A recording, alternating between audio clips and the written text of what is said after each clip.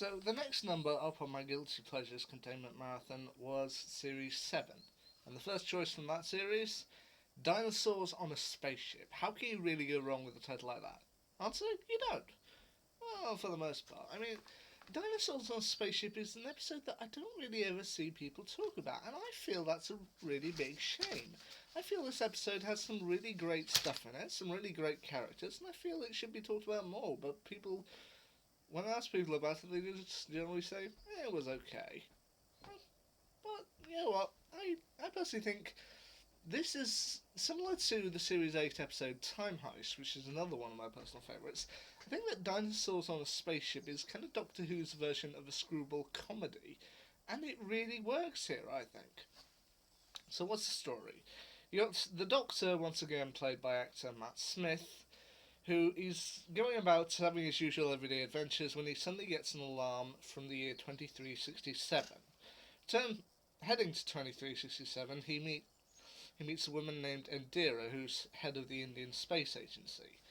She informs the Doctor that they've detected a spacecraft heading towards Earth. They have a giant arc, and they seemingly can't get an answer from it. No response on any channel in any recognised language. She tells him that if it comes within 10,000 miles of Earth, they'll have to send up missiles to destroy it. So, for the Doctor, it's a race against time, as it'll take 6 hours, 19 minutes before the ship gets that close. So he puts together a team consisting of Queen Nefertiti of Egypt, played by Rhiannon Steele, a big game hunter named John Riddell from 1902, played by Sherlock actor Rupert Graves, and his friends the Ponds, once again played by Karen Gillan and Arthur Darvill. Although he also inadvertently picks up, or unintentionally, sorry, picks up Rory's dad Brian, played by Father Brown and Harry Potter actor Mark Williams, which I think is a very nice touch with this. Aboard the craft, they encounter dinosaurs, literally dinosaurs on a spaceship. Look, researching further, they find the ship was originally of Silurian design, and that they put all the dinosaurs onto an ark and took them out into space after sensing the meteorite that would essentially kill the dinosaurs heading towards Earth. So they built an ark in order to take them away, but seemingly the Silurians have now all disappeared, which they find out is due to an unintended visitor, a trader named Solomon, played by David Bradley, and his two robots, voiced by David Mitchell and Robert Webb.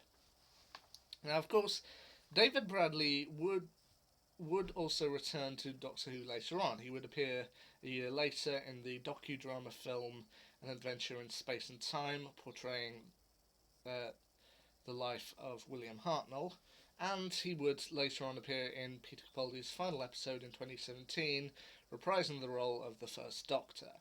So, David Bradley, he would have roles of Doctor Who of much bigger importance later on, but I feel this is another role that's kind of overlooked with him. I mean, you may look at him and see the First Doctor because of his later roles, but here he does kind of sinister very well.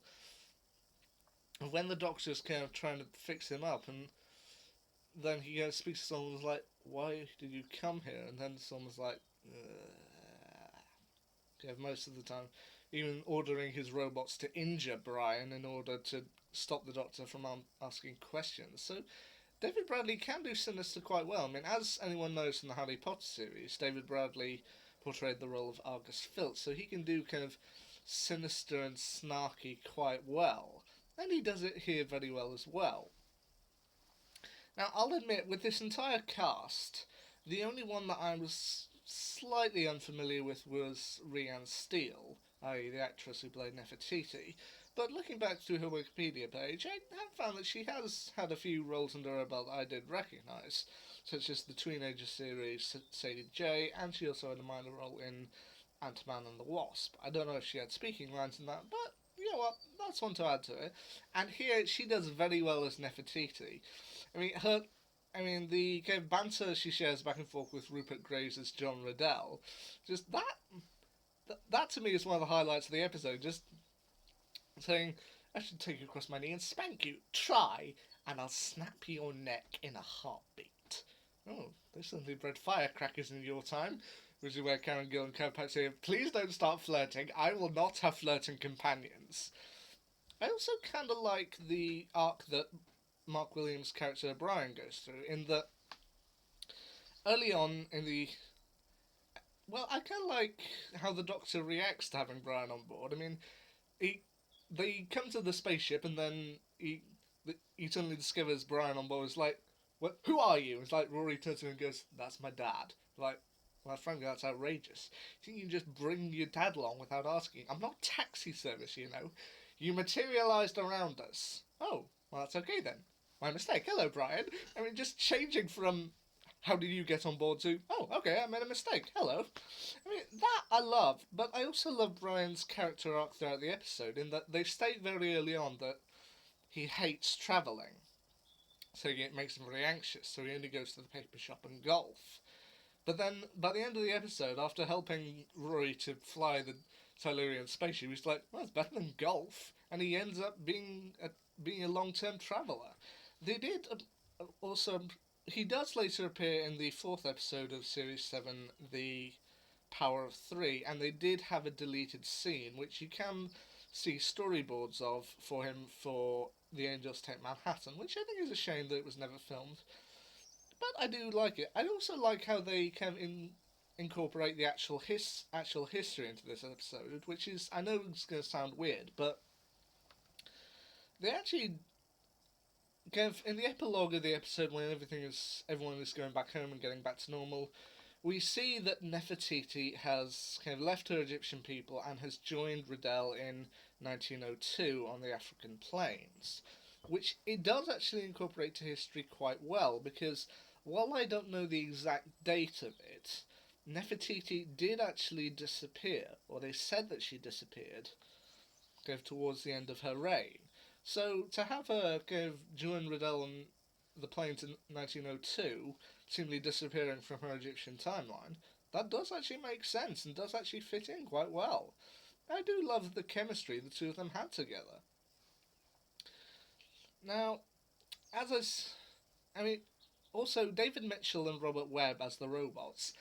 I People are gonna love or hate the robots in this episode.